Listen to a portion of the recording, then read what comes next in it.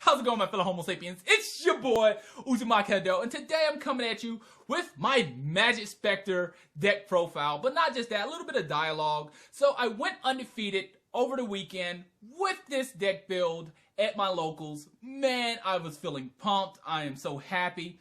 But I really want to talk a little bit about this deck and the reason why it took me so long to do this deck profile. I said I did this deck profile months ago, but the first few builds I had with this, I wasn't too happy with it. The first tournament I went to when Majespecters came out, I'm going to be honest with you, I got shitted on. I mean, it was just rough.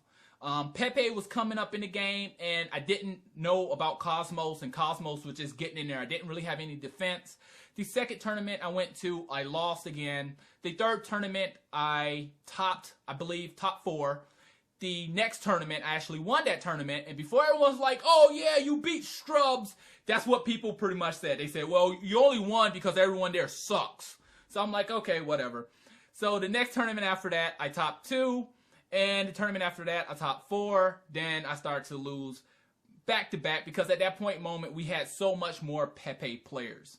Now, one thing I will say here is that I try to respect the Yu-Gi-Oh! Community to a certain extent. I try to respect the players to a certain extent. Now, I do talk trash. I'm a trash talker, you know what I'm saying? I love getting in people's head, and that's mostly what I do. I try to get into your head. I try to get you riled up and really have a good game. You know, get you all aggressive and like, nah, man, you're not going to beat me. That's who I am.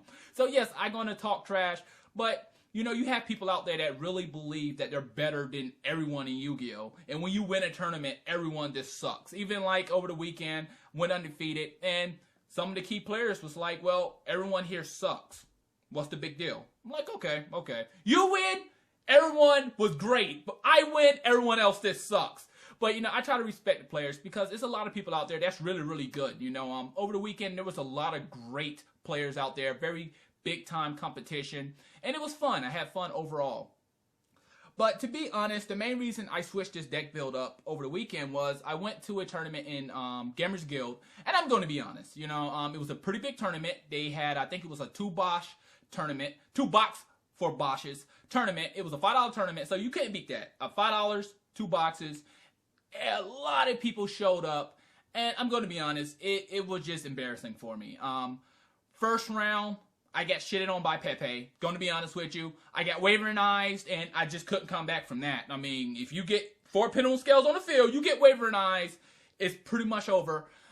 Next game was Pepe, and once again, I took a twin twister to the face, then a waverinized. Well, you know, after that, I was like, man, can you at least take me out to dinner? I mean, shit, if you're going to fuck me like that, please at least take me to get something. At least take me down the street to McDonald's. I mean, man, it was rough. I mean, he waverinized me, got rid of my back row. No. He twin twisted me first, got rid of my back row, then waverinized me. And I'm like, ugh. So I just couldn't do anything. The third match, I lost again. You know, I had that new build. I was playing around with some new stuff. Lost again. There's no excuses, really. I lost again. And the fourth game, I'm going to be honest, this guy who was playing Ignites, I felt like he was new. I mean, he took almost like 20 minutes to do a play, and then I Tempest his monster. And it's like, you took 20 minutes to do that, and I won, and I felt bad, because it was like, that was my only win that night. So, you know, I respect the players who won. Yeah, they can talk trash. I mean, kudos, you beat me. I was really, really happy that everyone came out. It was a really, really good game. And, you know, I lost. So, what I did, instead of getting mad and posting, oh, man, hate Pepe, what I did was I went home and I changed my build. I customized the build a little bit. Went out Saturday and went against some Pepe players. And the deck was it was much more consistent, much better. And I just went undefeated. Very, very strong build. So, let's go ahead and start looking at this deck. All right. So, this is my straight Majespecter deck.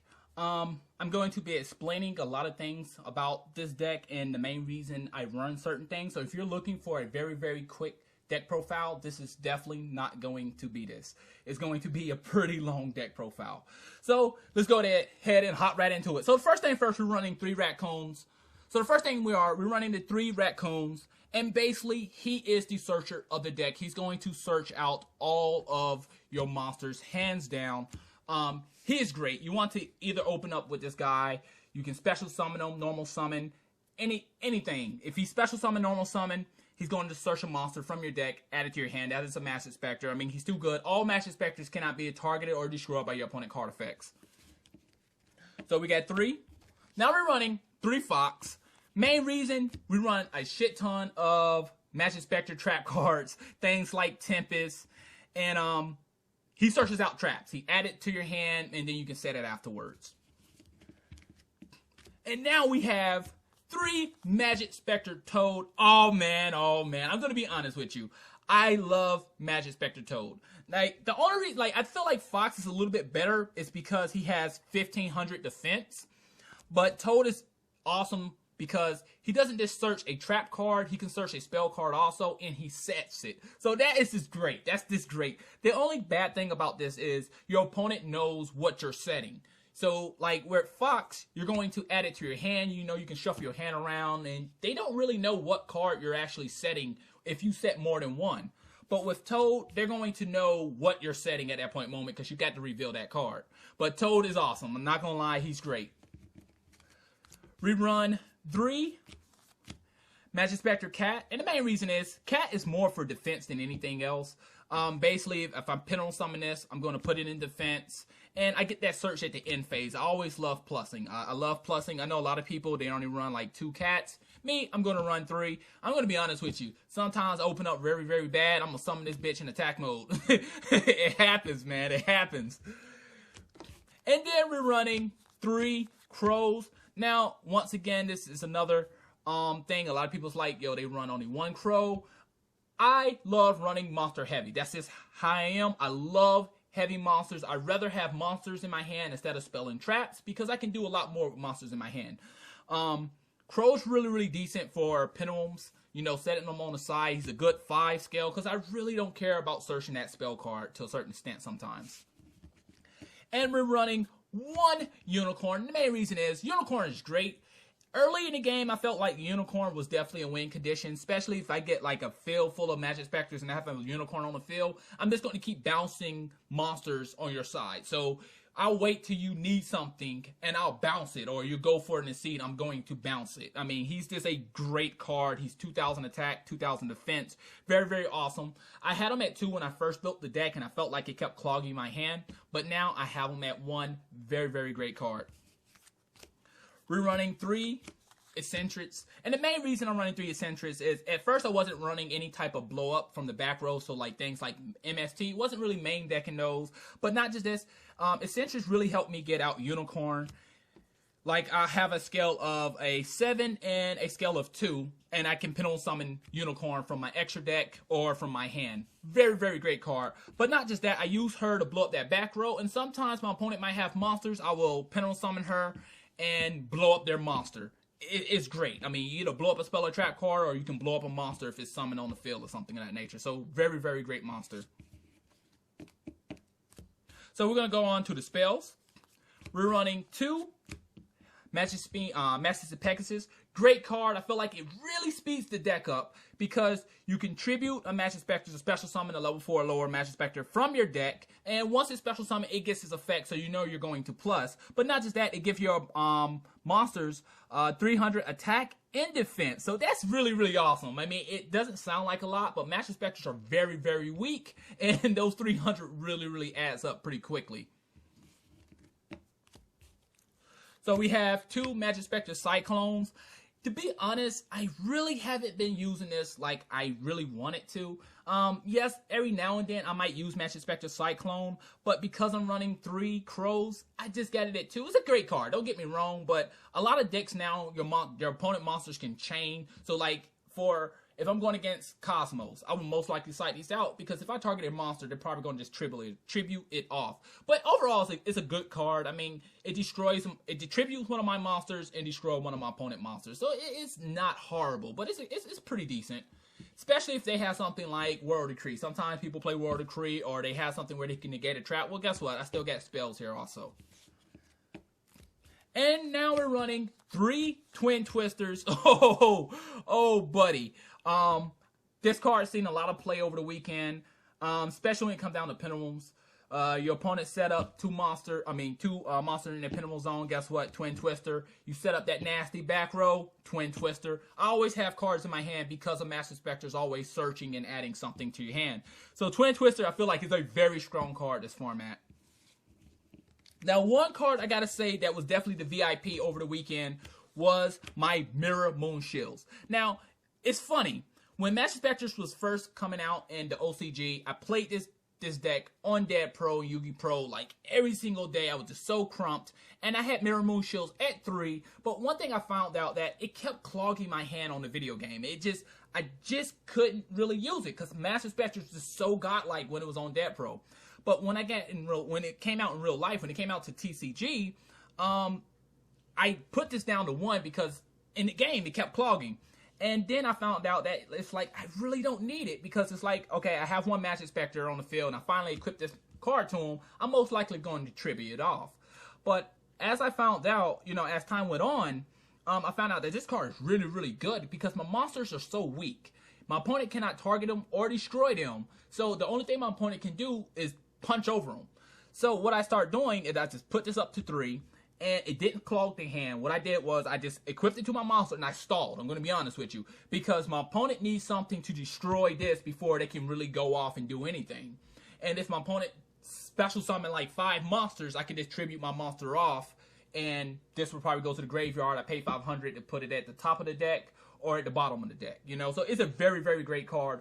Over the weekend, I mean, this card put in so much work. I wish that I had it at 3 a few weekends ago when I went to the other tournament because that was one of the biggest issues was my opponent punching over my monsters. And with this here, I mean, I don't fare honest. I really don't fare a lot. Like, I can sit here and I can stall until I get the cards I need.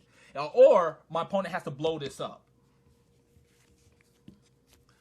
We're running 3 Tempests. Now, originally, I was running 2 Tempests, and I was getting shitted on because I needed that extra Tempest. I just needed that extra counter trap. I needed that one card to negate summons. So over the weekend, I put a 3rd one in. It worked like a charm. Great card. So this card here negates monster effects or summons. Really, really good. You know, it's just overall good. Overall good. Or special summons. Sorry about that. Then we have 2 Majespecter Tornadoes. There's a lot of cards that can't be destroyed by card effects. So Majespecter Tornado, banish them. Or there are cards when you destroy them by card effects, they go to the graveyard and they get another effect. Or you just don't want them to go to the graveyard. So, for example, like clowns. I'm going to be honest with you. I don't want those clowns in your graveyard, so I'm going to banish them. This card, very, very strong in the format. Not just that, you can target a face-down monster your opponent has. So it's really, really good. And now we're running 3 strikes. I mean, yes, the counter traps are real. Now I have a choice. You know, I could tribute a I could play Tempest and tribute a monster, or I have strike where I can negate the summon or negate the effect. I'm going to be honest with you. This card is really, really awesome. It had a lot of play. It's seen a lot of play over the weekend. We're playing 1 Ultimate Providence. Now, I'm going to be honest with you. I just kind of tried it out because I pulled it. And I was like, just try it in the deck. And this card is much better than I was suspecting. I feel like this is a very underrated card at the moment. Because with Majespecters, once again, I'm always adding stuff to my hand. So I have like a spell, a trap, and a monster in my hand because I don't set all my back row. If I already have a Tempest down, I'm not going to set 2 more Tempests and only have 1 Majespecter monster. So with this card here, I mean, it's a counter trap. It's a spell speed 3, and I can negate things like Wavering Eyes and other cards that's going to cause me problems. And finally, we're running 2 Starlight Road main deck. Oh my god, I'm going to be honest with you. This card here got me so many wins. It's ridiculous. It's just ridiculous. It's funny. People, I'll set a full back row. They're like, okay, Twin Twister. I'm like, okay, Starlight Road. I got my Pendulum Scales, and they're like Wavering Eyes. I'm like, Starlight Road. You know, they special summon a monster, blow up the field, Starlight Road. Guy went for Stardust. Not Stardust. He went for Black Rose Dragon. Try to blow the field like Starlight Road. Very, very strong card in this format because there's so many cards out there that's blowing things up. Now, one thing I have started doing with Majespecters is I start playing very, very slow. So what I do, if I'm going against something like Pepe, I'm going to be honest, and a lot of people who was playing Pepe over the weekend just didn't figure it out. I don't set my pendulum scales. Like, I don't set pendulum scales. I will summon a monster. I will summon a monster. So let's see here. I'll summon something like Raccoon, and then I will equip a Mirror Moon Shield and set like 2 back row. And if I have Starlight Road face down on the field, then I set my pendulum zones.